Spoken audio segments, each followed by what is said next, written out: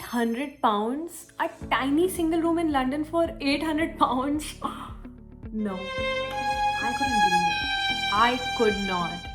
Finding a safe place honestly felt more stressful than getting into the university itself. Scams, long confusing contracts, overpriced rooms. I have been through this entire process myself as an Imperial College London graduate. So in this video, I will walk you through exactly how I found my accommodations so you don't make the same mistakes. And if you watch till the end, I'll share a way to get a discount on your bookings. So let's go. When I started searching, my budget was around £1,200 a month. I wanted a place that was safe, furnished, and close to the campus. And honestly, I was really worried because I'd heard stories about students losing their deposits and booking a fake room somehow, or ended up in like really far locations from the university in an super expensive place. So I was really worried. I spent hours comparing websites, reading reviews, messaging landlords. It was exhausting. But I learned a lot, and that's exactly what I want to share with you today. So your search is stress-free and safe. Like really stress-free and safe.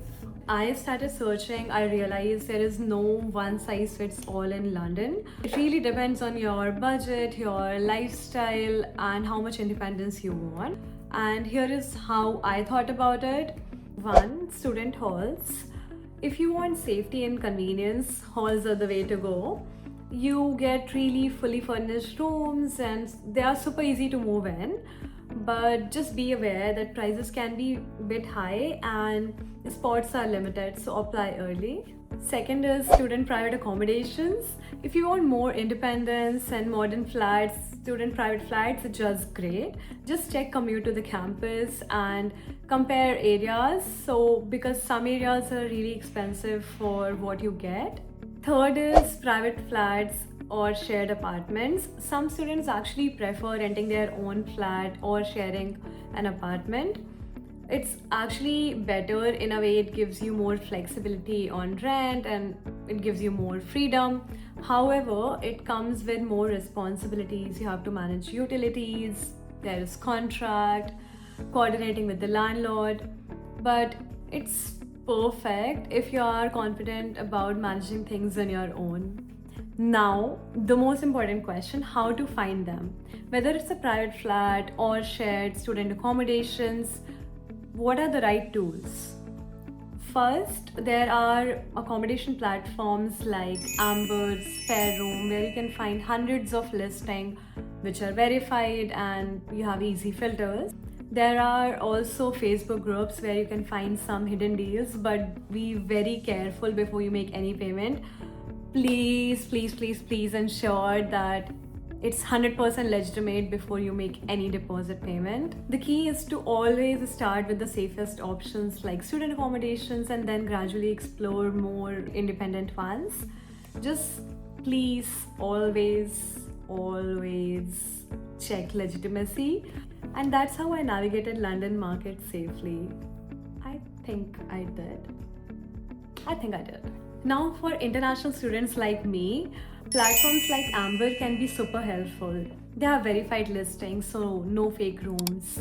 Utilities are included, so water, heating, Wi-Fi, everything is taken care of. You can focus on settling in. Then third, there is no hidden fees, so they have really transparent pricing. And the key one is India-based support, so you always have help if you get stuck abroad. But please note, nothing is perfect, right? So some of the rooms may not be available immediately. Prices may vary, but as a starting point, it does make your life super easy. And remember, if you stay till the end, I'll share a link through which you can get a discount on your booking, so save some pounds. Now, let's talk about a few mistakes I made so you don't have to. First, don't pay your deposit until your visa status is confirmed. Second, don't fall for WhatsApp, Facebook scams. Please only trust verified listings. Then third is do not ignore commute. Do not think that you'd live far from the campus because it's cheaper and then you would save money. No, because you actually do end up spending a lot on traveling. Tubes and buses are expensive here, so just do the math. Do the math. Now, time to save some money. Pounds, money, money, money. If you are starting your accommodation search from India, I have linked Amber below in the description. Use the link to get a discount on your booking and find verified listings safely through the link. And if you want to see more content about studying and working in the UK, please follow me on Instagram. I post a lot more there. If this video helped you, please like and subscribe and comment with any questions or topics you want me to cover next. Thank you so much for watching and bye for now.